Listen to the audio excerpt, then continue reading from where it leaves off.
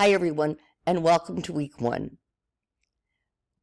Week 1, as all weeks will have our measurable objectives and standards at the top. And then I'll have a section for all the resources you'll need, and then the assignment section.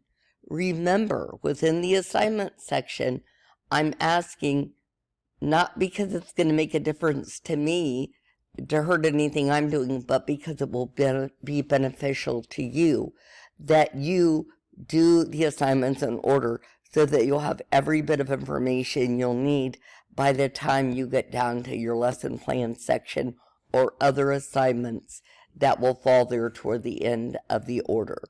So,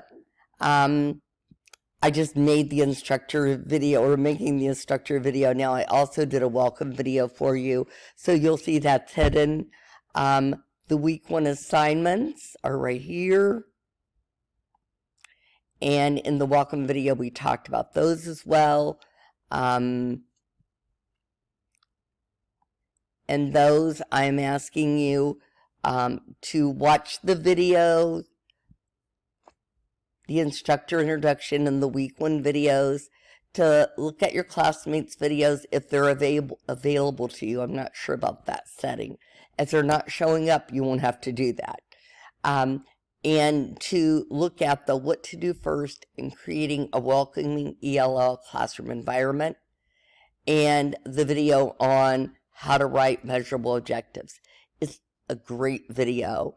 And it's one of the things that people struggle most with in writing lesson plans, and that is doing that measurable objective.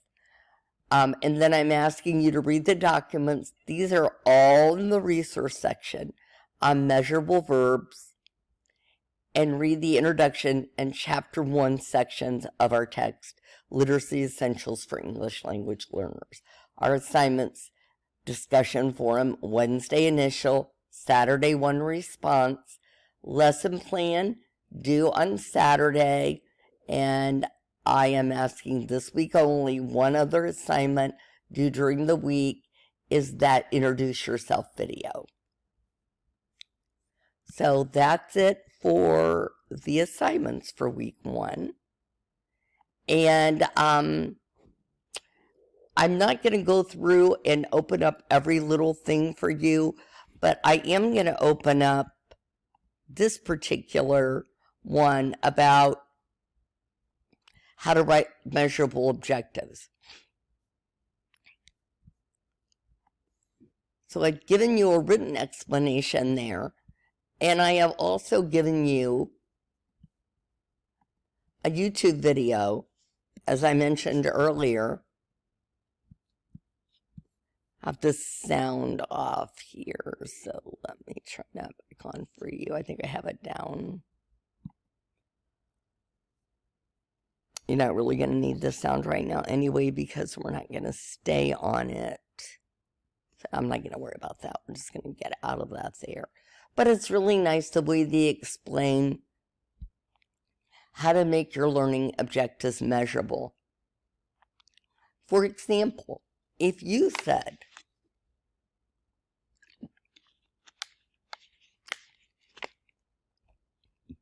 my students will be able to summarize text. Is that measurable?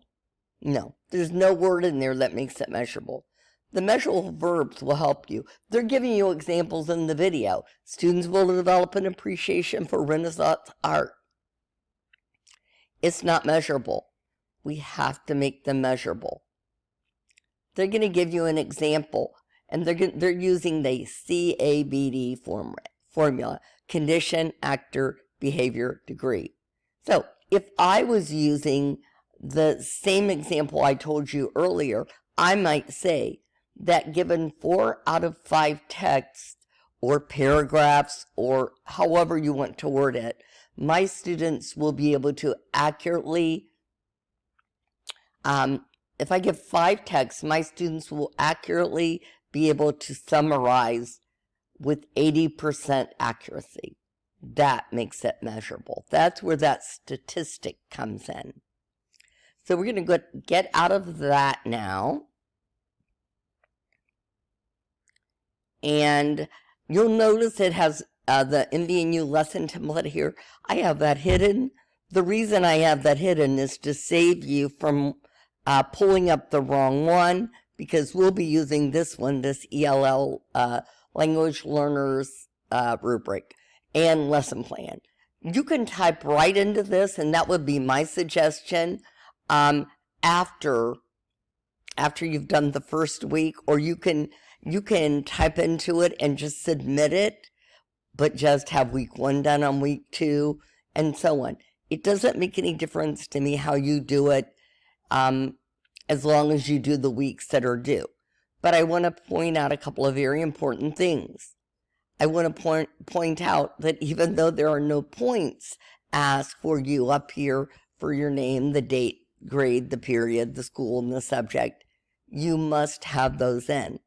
And in the subject area, you're going to have up here English language proficiency standards. So you're going to say one subject is ELP, or you could simply say ELA, or you could say English language arts, but that is one of the subjects. So it's more than one subject, though. It's subjects. So let's say that you're interested in or going to have a certification in science. So then I could put my other subject to science. I think you get the idea with what I'm doing here. We're going to go down then, and then we're going to take the unit theme or topic. This is just kind of a broad statement about what you're going to be doing and learning about in this lesson. For example, I told you at the beginning of this video that we're going to be learning about standards and how to write measurable outcomes. And so that's what the type of thing you're going to put there. It's just basically your topic. And then this is your essential understanding. My essential understanding for this week for you would be that my students will be able to understand how to write standards from the Ohio Department of Education and link them with a measurable objective. Okay, so here we go. Week 1, 4 points. You get 2 points for that language standard that we talked about, the language proficiency standards, and then you'll get 2 points for whatever other standard you choose. For example, if it were science, and so on. So again, I have these here. They're not linked in like they are at the top of the resource section, but you can copy and paste them right within the email, or right within your lesson plan. You pull up the standard you want to use and just copy and paste it right in there. Same way with the content area standards, whether you're choosing science, math, social studies, whatever you may be choosing. I will tell you math is one of the harder ones to do to match it up. And I'll also give you a hint that one of the easiest of the English language proficiency standards has to do with asking and answering questions or understanding a text. You can tie that into pretty much any lesson. So that's just a hint there when you get to those standards. But you got to make sure that you have 2 standards here, one for the LEP and one for the content area. The same thing for your measurable lesson objectives. Remember, I've already said there's a video for those instructions, and we've looked at that just a little bit. So you'll have 4 points. 2 points for your measurable objectives and LEP, and 2 points for your content measurable objective. So 2 standards, 2 objectives. And you can't have both standards be LEP. It has to be LEP for one and content area for one. So that's it. That's what you need to do for week 1 for your language, your EL language plan. And it may seem, well, that's not very much, and it's not. But the reason that I put that in there is because it seems to be the most difficult part in getting people started. They seem to have difficulty with that measurable standard part and making sure that they have two of them to do. So now you see where everything is. I also have on here for you an excellent an example here with the information that we just talked about.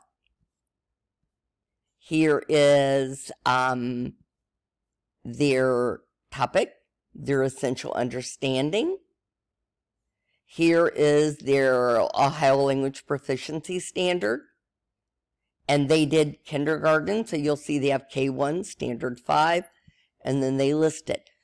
I don't want you just to give me a number and/or letters here. I want you to say the standard.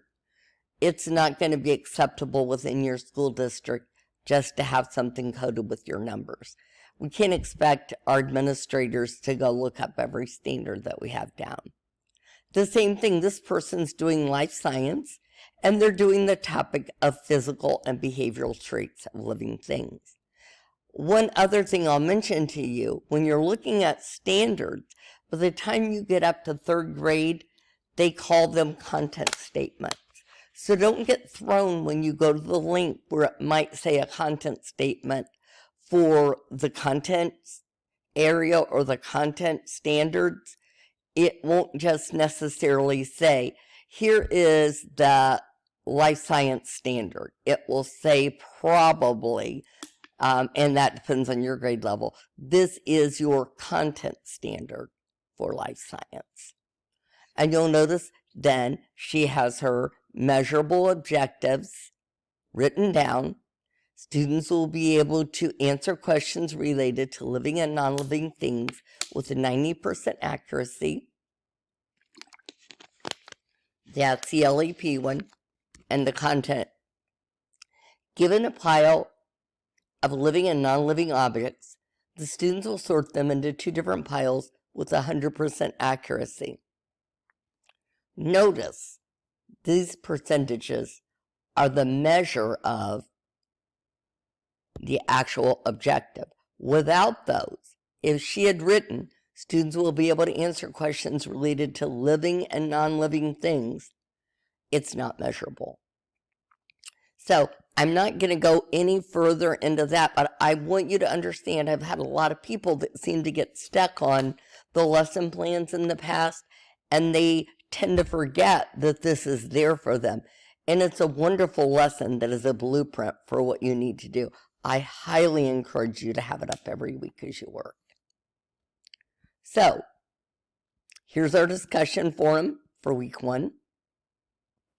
It's just about sharing the most important piece of information you gain from reading the introduction and chapter 1 in our text.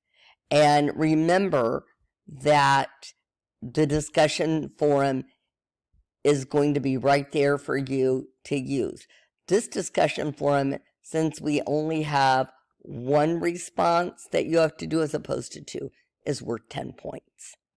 So within the discussion forum, you're going to find the directions right there. So we're going to go back.